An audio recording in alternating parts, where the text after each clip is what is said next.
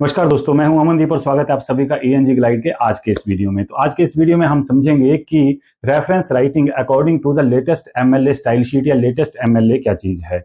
जब भी दोस्तों हम कुछ पढ़ते हैं या हम कुछ लिखते हैं तो हम उसमें देखते हैं कि कुछ कोटेशंस यूज की जाती हैं। ये जो कोटेशंस होती हैं इन्हें हम इन्वर्टेड कॉमास में लिखते हैं। अब ये इन्वर्टेड कॉमास में हम इन चीजों को क्यों लिखते हैं? क्योंकि ये जो कोटेशंस होती हैं ये बेसिकली हमारे अपने थॉट्स नहीं होते, ये किसी और के थॉट्स होते हैं जिनका यूज हम अपने रेफरेंस के लिए करते हैं। ये जो हम कोटेशंस डालते हैं उन्हीं को हम साइटेशंस कहते हैं। और जो कोई अच्छी राइटिंग होती है, कोई भी जो एक अच्छा नैरेटिव होता है, अच्छी राइटिंग होती है या कोई रिपोर्ट होती है, इसमें क्या करते हैं हम जितनी भी हमने कोटेशंस डाली होती हैं या साइटेशंस जो हैं उसमें डाली होती हैं उन सब की डिटेल लास्ट में इकट्ठी करके देते हैं कि कौन कौन सी कोटेशन हमने कहां से ली है। ये जो कौन सी कोटेशन कहां से ली है इसके बारे में जो डिटेल दी जाती है उन्हीं को रेफरेंसेस कहते हैं। और ये जो रेफरेंसेस हैं इनको लिखने का एक तरीका रहता है, या अपनी मर्जी से या आप अपने तरीके से नहीं लिख सकते।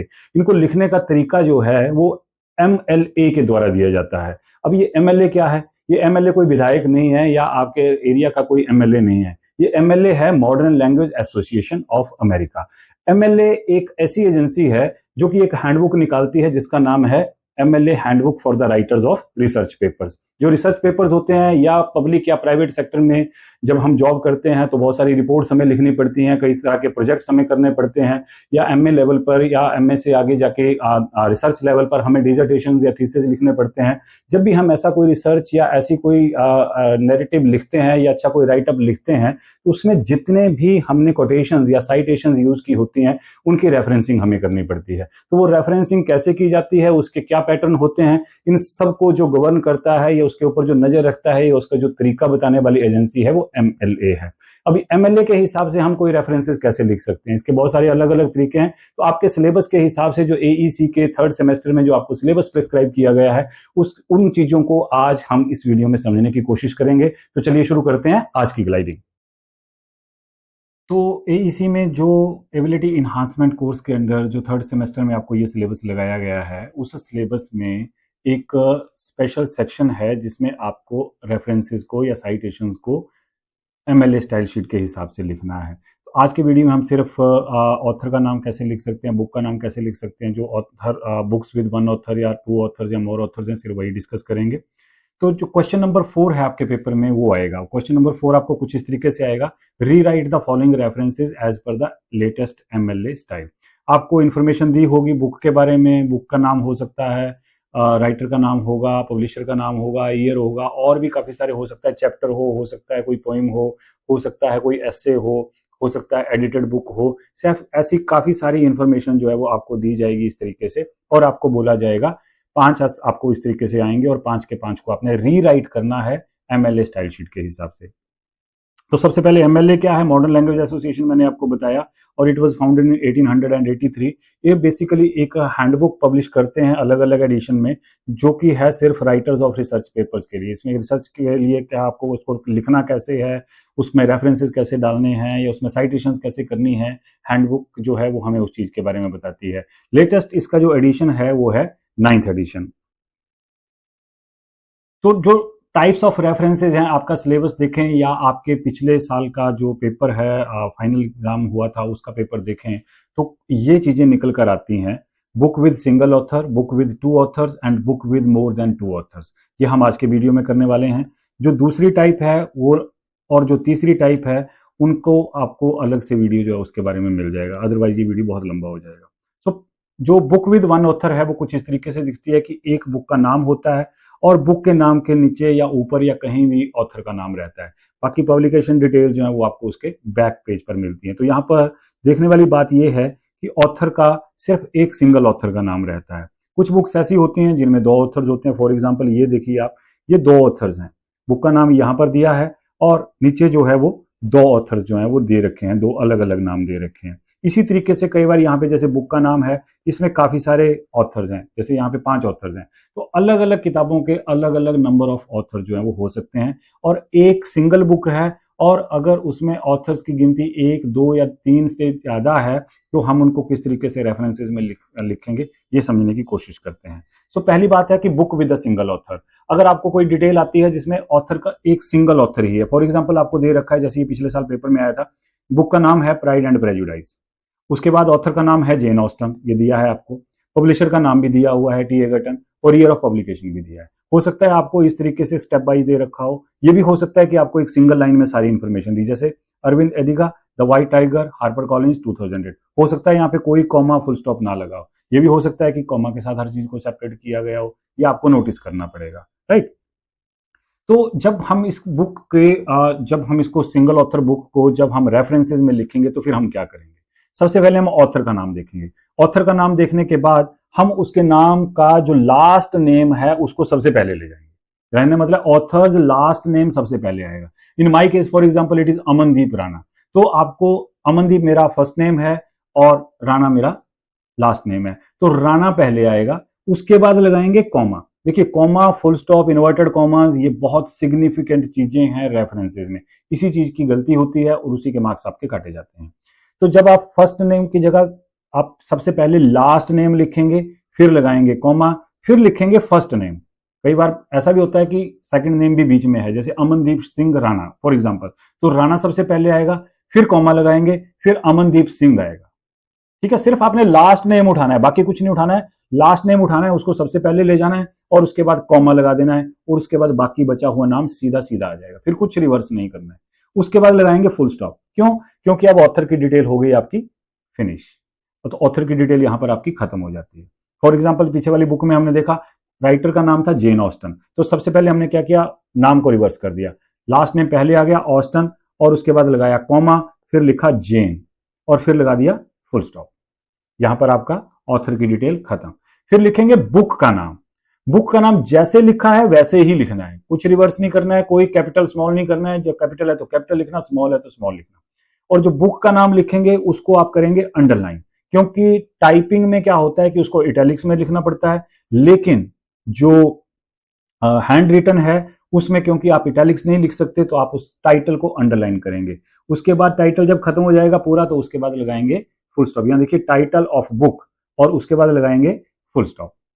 तो ये आपको ध्यान रखना है कि टाइटल ही सिर्फ एकमात्र, सारे ऑल टाइप्स ऑफ रेफरेंसेस में टाइटल ही है किताब का, जो बाहर लिखा होता है मेन टाइटल, उसको आपने सिर्फ अंडरलाइन करना है, और कुछ भी अंडरलाइन किसी रेफरेंस में नहीं होगा, क्योंकि बुक की डिटेल खत्म हो गई, फिर आप फुल स्टॉप लगा देंगे। और उसके बाद लिखेंगे आप पब्लिशर का नाम, जो कि इस केस में क्या है, टी एगर्टन। पब्लिशर को जैसा लिखा है वैसा ही लिखेंगे, टी एगर्टन। उसके बाद लगाएंगे कॉमा, और फिर आएगा आपका ईयर ऑफ पब्लिकेशन, कितना है 1830। और क्योंकि ये भी डिटेल खत्म हो गई तो फिर से फुल स्टॉप लगा देंगे। तो ऑथर की डिटेल खत्म होने के बाद फुल स्टॉप, बुक का टाइटल खत्म होने के बाद फुल स्टॉप, और उसके बाद लास्ट में जब रेफरेंस खत्म हो जाता है तो उसके बाद फुल स्टॉप, राइट। इसके बाद एक और एग्जांपल के साथ इसको देखते हैं। जैसे बुक का नाम है, राइटर का नाम है अरविंद एडिगा, तो आप क्या करेंगे, इसको रिवर्स कर देंगे। पहले आएगा एडिगा, और उसके बाद लगाएंगे कॉमा, और फिर लिखेंगे अरविंद। फिर क्योंकि ऑथर की डिटेल खत्म हो गई तो आप क्या लगाएंगे, फुल स्टॉप लगाएंगे। उसके बाद बुक का नाम लिखेंगे, और बुक के नाम को करेंगे आप अंडरलाइन, एक सिंगल लाइन में आपने उसको अंडरलाइन कर देना है। उसके बाद आएगा फुल स्टॉप, क्योंकि बुक की डिटेल खत्म है। और उसके बाद पब्लिशर का नाम, यहाँ पे हार्पर कॉलिंस है, जैसा लिखा है पब्लिशर का नाम आपको वैसे ही लिखना है। कोई स्पेस दिया है तो स्पेस डालना है, नहीं दिया, जैसे हार्पर और कॉलिंस के बीच में यहाँ स्पेस नहीं होता है तो है भी नहीं, तो आपको ऐसे ही लिखना है। कॉमा लगाएंगे और उसके बाद लिखेंगे ईयर, और फिर लगा देंगे फुल स्टॉप। आपका रेफरेंस कंप्लीट हो गया। इसी तरीके से चेतन भगत की एक किताब है the 3 mistakes of my life, उसको कैसे लिखेंगे, राइटर का नाम क्या है, सिंगल ऑथर है, और राइटर का नाम क्या है, चेतन भगत, तो क्या आएगा, भगत कॉमा चेतन फुल स्टॉप, भगत कॉमा चेतन फुल स्टॉप। उसके बाद बुक का नाम the 3 mistakes of my life, क्योंकि बुक का नाम है इसलिए आप इसको आप अंडरलाइन करेंगे, और उसके बाद आएगा फुल स्टॉप। उसके बाद पब्लिकेशन का नाम, पब्लिशर का नाम रूपा पब्लिकेशंस, कॉमा, ईयर आ गया, फुल स्टॉप लगा दिया। सो इस तरीके से जो सिंगल ऑथर की डिटेल है वो कुछ इस तरीके से आती है। कई बार बुक में 2 ऑथर्स होते हैं, जैसे यहाँ पे आपको दे रखा है कि बुक है, बुक का नाम है Marxist literary theory colon a reader, ये पूरा कंप्लीट नाम है बुक का यहाँ तक, और उसके 2 ऑथर्स हैं, कौन, टेरी ईगल्टन और ड्रू मिलने। तो फिर क्या करेंगे, जैसे नीचे वाली बुक है आप देखिए 2 ऑथर्स हैं, शशि थरूर एंड समीर सरन। यहाँ लिखा नहीं है ऑथर्स, ऐसा भी आ सकता है, ऐसा भी आ सकता है, किसी तरीके से भी आ सकता है। तो शशि थरूर एंड समीर सरन। बुक का नाम है the new world disorder and the Indian imperative. Publisher का नाम है अल्फ बुक कंपनी, और ईयर दिया हुआ है। तो ऐसे में जब 2 ऑथर्स हैं तो हमने क्या करना है, दोनों ऑथर्स को देखना है कि पहले कौन सा है। आपको यह देखना है कि पहले किसका नाम है, जिसका नाम पहले है उसके नाम को आपने उसको ऑर्डर जो है वो रिवर्स कर देना है। जैसे हमारे केस में यहां क्या था, टेरी ईगल्टन पहला है और ड्रू मिलने दूसरा है, तो हमने क्या किया, ईगल्टन, टेरी ईगल्टन को जो है वो रिवर्स कर दिया। पहले लिखा हमने ईगल्टन, फिर लगाया कॉमा जैसे लगाते थे, फिर लिखा टेरी। अब क्योंकि देखिए इंफॉर्मेशन खत्म नहीं हुई है, राइट, इसलिए फिर हम फुल स्टॉप नहीं लगाएंगे, क्या लगाएंगे, फर्स्ट नेम के बाद भी कॉमा लगाया, सॉरी, ऑथर के लास्ट नेम के बाद भी कॉमा लगाया, फिर फर्स्ट नेम के बाद जो हम फुल स्टॉप लगाते थे सिंगल ऑथर में फुल स्टॉप नहीं लगाएंगे क्योंकि डिटेल खत्म नहीं हुई है, फिर कॉमा लगाएंगे। याद रखिएगा उसके बाद आपको एंड लिखना है क्योंकि दो ऑथर्स हैं, उसमें एंड दिया है चाहे नहीं दिया है, आपको एंड लिखना पड़ेगा कॉमा के बाद। उसके बाद सेकंड ऑथर का नाम लिखेंगे, लेकिन उसमें हम रिवर्स नहीं करेंगे, उसमें रिवर्स नहीं करेंगे, उसको सीधा सीधा लिखेंगे, ठीक है। उसके बाद फुल स्टॉप लगाएंगे क्योंकि ऑथर की डिटेल खत्म हो गई, फिर बुक का टाइटल लिखेंगे, फुल स्टॉप लगाएंगे, उसको अंडरलाइन कर देंगे, पहले पब्लिशर की डिटेल लिखेंगे। इस केस में देखिए क्या किया हमने, टेरी ईगल्टन, टेरी ईगल्टन में ईगल्टन पहले लिख दिया, फिर कॉमा लगा दिया, फिर टेरी लिख दिया, फिर कॉमा लगा दिया, और उसके बाद लिखा हमने एंड, क्योंकि एंड लिखना जरूरी है। और उसके बाद दूसरे राइटर का नाम, दूसरे ऑथर का नाम हमने सीधा सीधा जैसे है वैसे ही लिखेंगे, उसको रिवर्स नहीं करेंगे। ड्रू मिल ने लिख दिया, फुल स्टॉप लगा दिया, बुक का नाम लिखा, उसको अंडरलाइन करेंगे, फुल स्टॉप लगाएंगे, उसके बाद पब्लिशर का नाम लिखेंगे, कॉमा लगाएंगे, ईयर लिखेंगे, फुल स्टॉप। सेम पैटर्न है। और एग्जांपल के साथ समझने की कोशिश करते हैं। एक बुक है the new world disorder and the Indian imperative, जिसके दो ऑथर्स हैं, नाम है शशि थरूर और समीर सरन। अब ऐसे केस में देखिए शशि थरूर पहला ऑथर है तो उल्टा हो जाएगा, पहले थरूर फिर कॉमा फिर शशि फिर कॉमा फिर एंड, और दूसरे ऑथर का नाम सीधा सीधा समीर सरन। अब सरन समीर नहीं करेंगे, समीर सरन, फुल स्टॉप लगाएंगे, बाकी डिटेल जैसे हमने सिंगल ऑथर में करी है वैसे ही आएगी। अगला देखिए काफी लंबा नाम है, Gilbert, Sandra M and Susan Gilbert. पूरा नाम क्या है, Sandra M Gilbert and Susan Gilbert. तो उल्टा करेंगे, जो गिलबर्ट है उसको पहले ले जाएंगे, राइट, फिर कॉमा लगाएंगे, फिर फर्स्ट सेकंड जो भी उसके नाम है वो लिखेंगे, फिर कॉमा लगाएंगे। ये जो एम के साथ कॉमा लगा हुआ है, फुल स्टॉप लगा है, ये इसके नाम के साथ ही है, ये लगेगा ही लगेगा, फिर कॉमा आएगा, उसके बाद दूसरे ऑथर का नाम सीधा सीधा आएगा, फुल स्टॉप लगाएंगे, जितना लंबा जो भी है किताब का नाम सारा लिखेंगे, सारे को अंडरलाइन करेंगे, पब्लिशर का नाम लिखिए, जो पैटर्न है वैसे ही रहेगा, राइट। अब है कि बुक विद मोर ऑथर्स, कोई किताब है उसके बहुत सारे ऑथर्स हैं, जैसे पहले केस में देखिए 3 ऑथर्स के नाम दे रखे हैं, पीटर वुडसन है, रमन सेल्टन है और पीटर ब्रूकर है, 3 ऑथर्स के नाम दे रखे हैं। नेक्स्ट वाले में देखिए यहाँ पे देखिए आपको 4 ऑथर्स के नाम दे रखे हैं। ऐसे केस में क्या करेंगे, ऐसे केस में और ज्यादा आसान हो जाता है। क्या करना है आपको, उसी तरीके से फर्स्ट ऑथर का नाम जो है उसको आपने रिवर्स कर देना है, फर्स्ट ऑथर के नाम को आपने फिर से रिवर्स कर देना है।